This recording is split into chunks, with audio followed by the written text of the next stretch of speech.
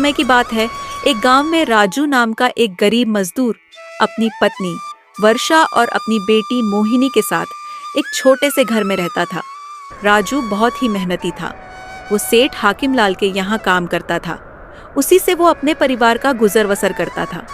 लेकिन अब उसके परिवार का बुरा वक्त शुरू होने वाला था, क्योंकि अब सर्दियां आ चुकी थी और साथ में बारिश भी शुरू होने वाली थी। मगर राजू के परिवार के पास सर्दियों से बचने के लिए कोई पर्याप्त साधन नहीं था। इसलिए राजू की पत्नी राजू से कहती है, सुनिए जी, ठंड शुरू हो चुकी है और साथ में बारिश भी शुरू होने वाली है। इस ठंड ने तो पहले ही परेशान कर रखा है। ऊपर से अगर बारिश आएगी तो पता नहीं हम गरीबों का क्या होगा। आप कुछ करते क्यों नहीं हो?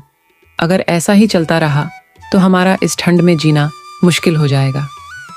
अरे वर्षा, कह तो तुम सही रही हो। मैं इस ठंड से बचने के लिए कुछ करता हूँ।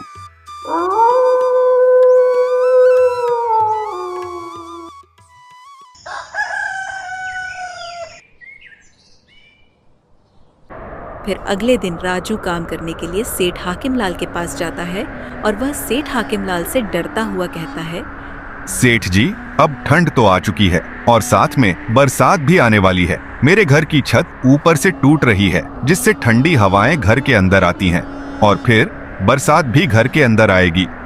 इतना सुनकर सेठ हाकिम लाल राजू से बोला, अरे ये मेरी जिम्मेदारी थोड़ी ना है। ये तो तुम्हारी जिम्मेदारी है कि तुम अपने परिवार का ख्याल कैसे रखते हो।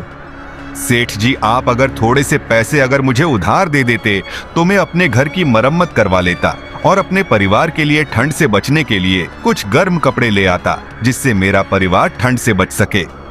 अरे अभी तक तूने इतना काम भी नहीं किया है जिससे मैं तुझे पैसे दे सकूं। और वैसे भी तूने जितना काम किया है उसके पैसे तुम्हें पहले ही दे चुका हूँ और अभी मेरे पास इतने भी पैसे नहीं है। तुम बाद में कभी मेरे से ले जाना। सेठ जी, ऐसा अनर्थ मत करिए। अगर आप पैसे नहीं दोगे तो मेरी बेटी का क्या होगा? मैं और मेरी पत्नी तो इस ठंड को सह लेंगे, लेकिन मेरी बेटी इस ठंड को कैसे सहेगी? कुछ तो रहम करिए सेठ जी। राजू के लाख कोशिशों के बाद भी सेठ उसे पैसे नहीं देता है। बेचारा राजू उदास चेहरे के साथ ही काम करने लग जाता है। शाम होने के बाद राजू अपने घर आता है। ऐ जी, क्या आप सेठ जी से पैसे ले आए? नहीं वर्षा, सेठ जी ने पैसे देने से मना कर दिया। इतना सुनकर वर्षा भी अब उदास हो जाती है। दोनों ही अब गहरी सोच में थे कि सर्दियां में अब कैसे गुजारा होगा। सुनो वर्षा, अभी तक इतनी ठंड भी नहीं है। मैं सेठ जी से आने वाले महीने की 1 तारीख को पैसों के लिए बोलूंगा। शायद सेठ जी तब मना न करे। हाँ, आप ऐसा ही करना। आप 1 तारीख को ही सेठ जी से पैसे मांग लेना। वैसे भी हम गरीबी के मारे कर भी क्या सकते हैं। फिर 3-4 दिन बीत जाने के बाद, सेठ जी, अब तो मुझे पैसे दे दीजिए। अब बारिश भी शुरू हो चुकी है, जिसके कारण घर के अंदर ठंडी हवा और बारिश का पानी आता है, जिसके कारण हमें रात को नींद भी नहीं आ पाती। हम इस ठंड और बारिश से बहुत परेशान हैं सेठ जी। अरे राजू, मैं तुमसे कितनी बार कहूँ कि अभी मेरे पास पैसे नहीं है। तुम बाद में फिर कभी ले जाना। सेठ जी, ऐसा मत बोलो। अगर आप हमारी मदद नहीं करेंगे तो हम तो इस ठंड से मारे जाएंगे। रहम करिए इस गरीब पर सेठ जी। राजू की इतनी कोशिशों के बाद भी सेठ हाकिमलाल उसकी कोई बात नहीं सुनता है और उसे फिर से पैसे देने से मना कर देता है। बेचारा राजू उदास होकर अपने घर की तरफ निकल आता है। अरे आज आप इतने उदास क्यों हो? क्या पिछली बार की तरह सेठ जी ने फिर से पैसे देने से मना कर दिया? हाँ भाग्यवान, इस बार भी सेठ जी ने पैसे देने से मना कर दिया। मैंने बहुत समझाया उन्हें, लेकिन मेरी लाख कोशिशों के बाद भी सेठ जी ने पैसे नहीं दिए। ऐ जी, अब इस ठंड में हमारा क्या होगा? हमारे पास इस ठंड से बचने के लिए कोई पर्याप्त साधन भी नहीं है। ये ठंड तो हमारी जान ले लेगी। अब तो भगवान ही जाने इस ठंड में हमारा क्या होगा। पता नहीं हमने पिछले जन्म में ऐसे कौन से पाप किए थे जिसकी सजा हमें अब मिल रही है। वे दोनों इस ठंड के कारण बहुत परेशान हो जाते हैं और इस ठंड से बचने का उपाय सोचते हैं। फिर थोड़ी देर बाद शाम हो जाती है। शाम होने बाद ठंड पड़ना शुरू हो जाता है। फिर राजू और वर्षा ठंड से बचने के लिए आग जलाकर उसके पास बैठ जाते हैं। फिर अचानक तेज तूफान के साथ बारिश शुरू हो जाती है। राजू के घर का छत टूट जाने के कारण बारिश का पानी घर के अंदर आने लगता है। ये सब देखकर राजू की पत्नी उससे कहती है, ऐ जी, जिस बात का डर था वही हुआ। बारिश आने के कारण उसकी बूंदें घर के अंदर आ रही हैं। अब क्या होगा? हाँ भाग्यवान, बारिश का पानी तो घर के अंदर आ ही रहा है, ऊपर से ये ठंड। ऐसे ही वे दोनों आग के पास बारिश और ठंड से जूझते हुए आग के पास बैठे रहते हैं और अपनी लाचारी पर खुद को कोसते हैं। फिर कुछ समय बाद बारिश और ठंड न सहने के कारण मोहिनी की हालत खराब हो जाती है। ये सब देख वे दोनों बहुत परेशान हो जाते हैं। अरे देखो जी, मोहिनी को क्या हो गया? कहीं ठंड की वजह से ये बीमार तो नहीं हो गई? आप कुछ करिए और किसी से मदद मांग कर लाइए, वरना मोहिनी की हालत और बिगड़ जाएगी।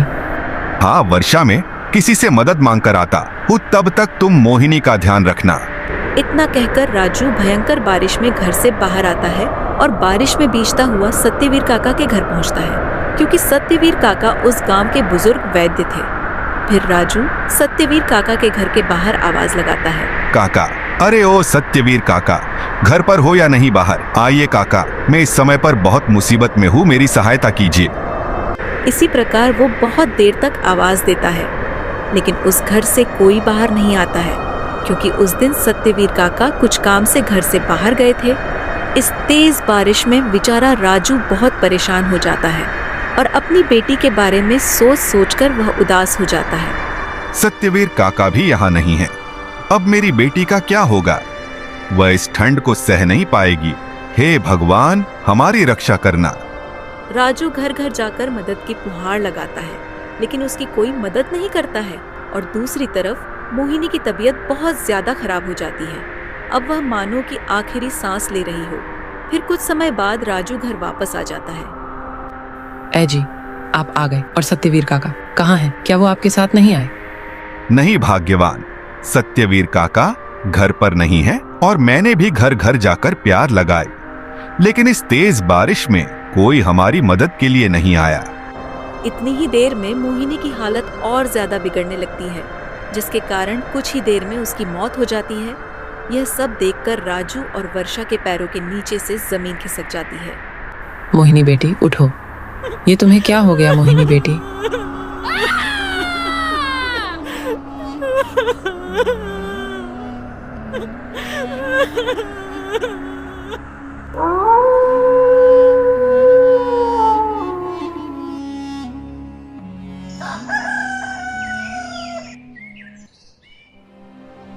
फिर अगले दिन यह खबर सुनकर सारे गांव वाले उदास हो जाते हैं। अरे वीरू भाई, राजू और उसके परिवार के साथ तो बहुत बुरा हुआ भाई।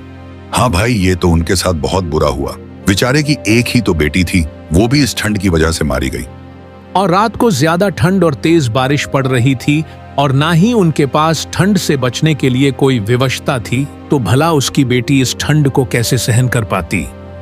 ऐसे ही सभी गांव के लोग आपस में बातचीत कर रहे थे और राजू की बेटी का शोक बना रहे थे।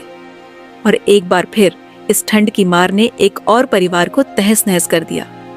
इस कहानी से हमें यह सीख मिलती है कि हमें किसी की लाचारी का फायदा नहीं उठाना चाहिए।